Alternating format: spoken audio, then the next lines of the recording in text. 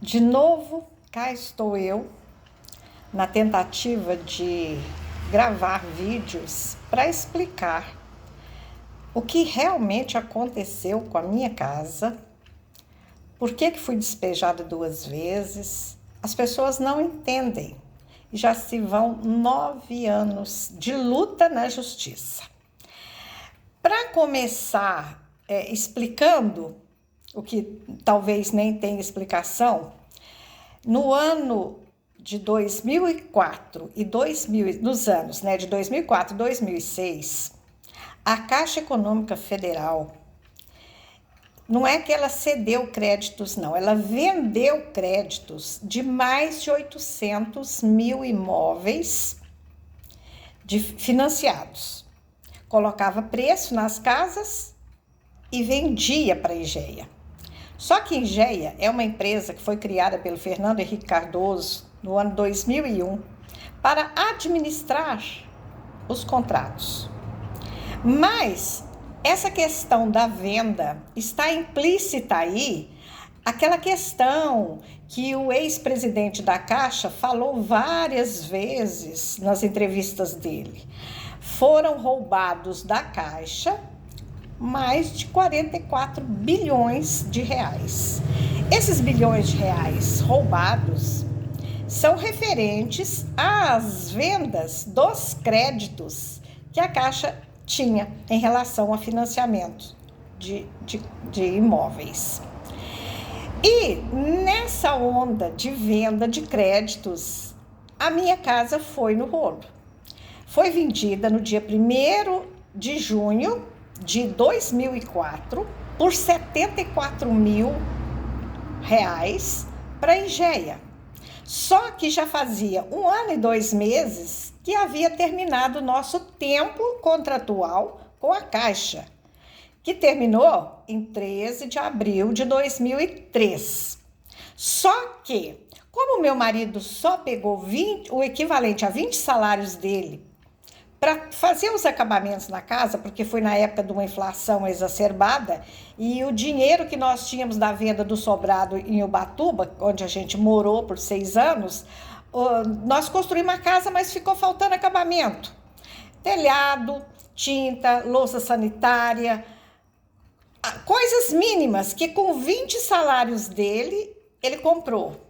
Ele ganhava 12.500 cruzados, trabalhava numa empresa de construção, o salário dele era 12.500 cruzados. 20 salários dele seriam 250 mil cruzados. Ele só pegou 246 mil cruzados. A primeira prestação, em contrato, registrada no contrato, lá no cartório, era de 3.370 e poucos cruzados. Mas quando veio para pagar, depois de 4 meses que ele pegou o dinheiro, quando veio a primeira prestação, ela veio com 71% de aumento. 5.790 qualquer coisa.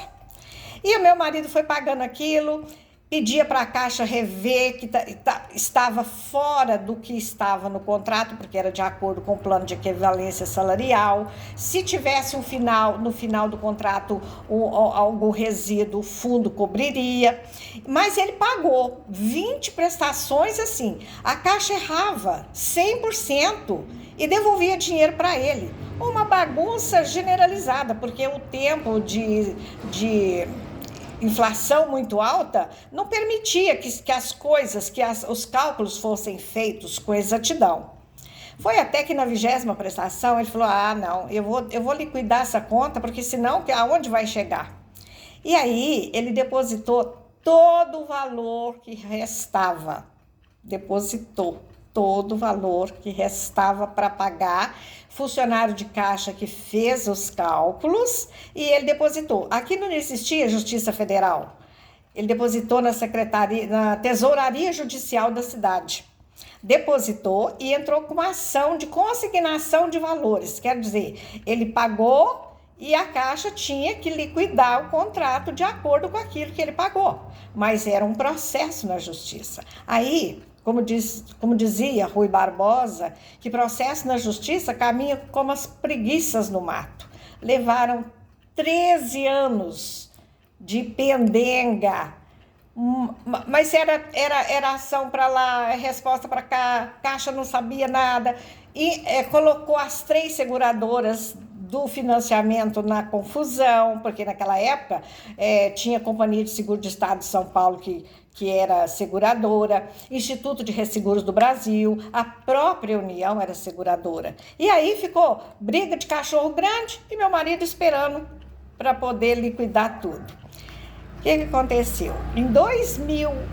No ano 2000, com a Lei Fernando Henrique Cardoso, que dava perdão para todos os contratos assinados até o ano de 1987, o nosso era de 1986. A partir do ano 2000, ninguém ia pagar mais nada, estava tudo liquidado por conta dessa inflação exacerbada. Ora, se o meu marido havia depositado, ele depositou no dia 3 de janeiro de 1989. Olha onde ficou isso. Se ele já tinha depositado todo o valor em cruzado, era evidente que a gente também teria aquela diferença para não pagar, só que já tinha pago, ele pagou antecipado. E, inclusive, uma advogada da Associação Nacional de Mutuários de São Paulo, ela analisou tudo e falou, não, a Caixa que tem que devolver dinheiro para vocês. E aí terminou tudo no ano de 2002, quando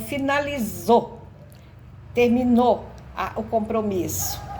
A juíza deu para a Caixa o direito de levantar os valores para as prestações em aberto, porque em 1998 a Caixa fez o levantamento.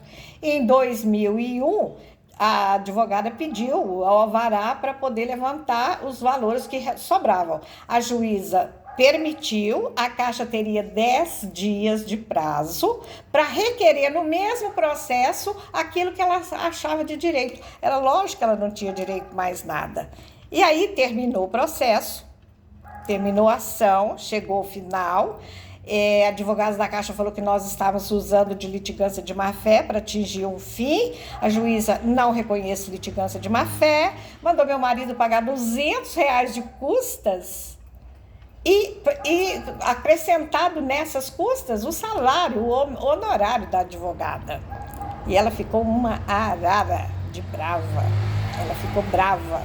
E aí, a Caixa tinha sido, um ano antes, condenada a pagar honorários para as três seguradoras. O juiz despachou assim, eu até já decorei o que ele falou. O ônus da sucumbência deverá recair em quem promoveu uma demanda prolongada e injusta, mas eram 3 honorários de R$ 300. Olha o que é interessante, meu marido pagou em cruzado.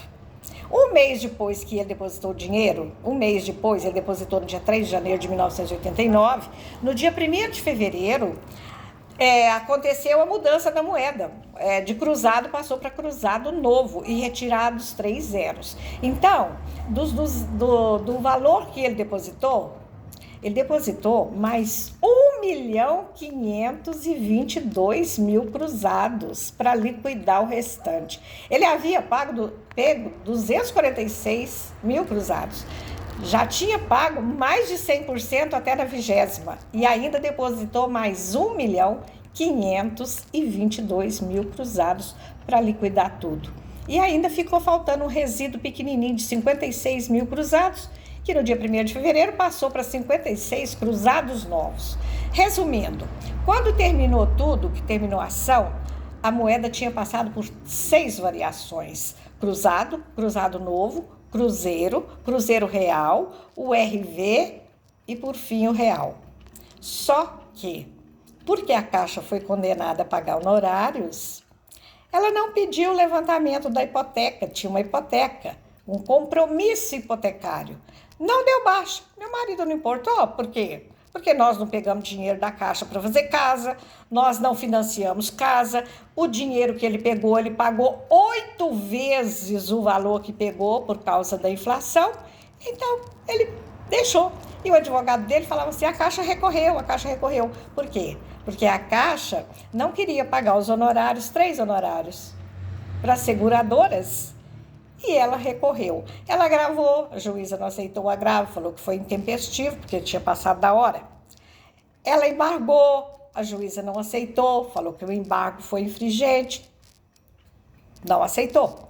Aí a advogada apelou para Brasília, para o tribunal. Essa apelação, ela protocolou em outubro de 2002, quando tinha terminado a ação de consignação dos valores. Só que ele seguiu para Brasília no dia 3, essa apelação seguiu no dia 3 de janeiro de 2003.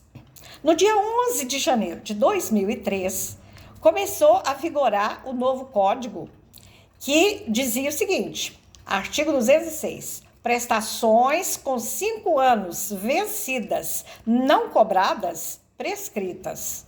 Não era o caso nosso, porque a nossa já tinha sido pago, antecipado. Mas se a juíza, quando despachou, deu para a Caixa o direito de levantar os depósitos com fulcro no artigo 899, que é do antigo CPC, que dizia o seguinte, a Caixa tinha 10 dias para pedir complementação. Lógico que ela não ia pedir, não tinha complementação. Então, depois de 5 anos, estaria tudo prescrito, mas já não estava, já não havia mais dívida, não havia empréstimo, não havia nada.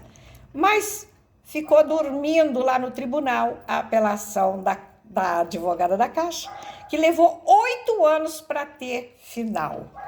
Quando saiu, meu marido já havia morrido. Tinha falecido 1 ano e uns meses antes. E aí, o que aconteceu? Aconteceu o pior que poderia acontecer. Funcionários da Caixa adulteraram o histórico do financiamento, colocaram a data da última prestação como se fosse a data do contrato, colocaram como credor originário a Engeia e mandaram para um agente fiduciário para executar o imóvel, e eu fui notificada para pagar R$480 mil, aí já era real a moeda. Para casa não ia leilão. Eu vou interromper o vídeo para tomar água, que a história é longa, mas eu vou contar todinha.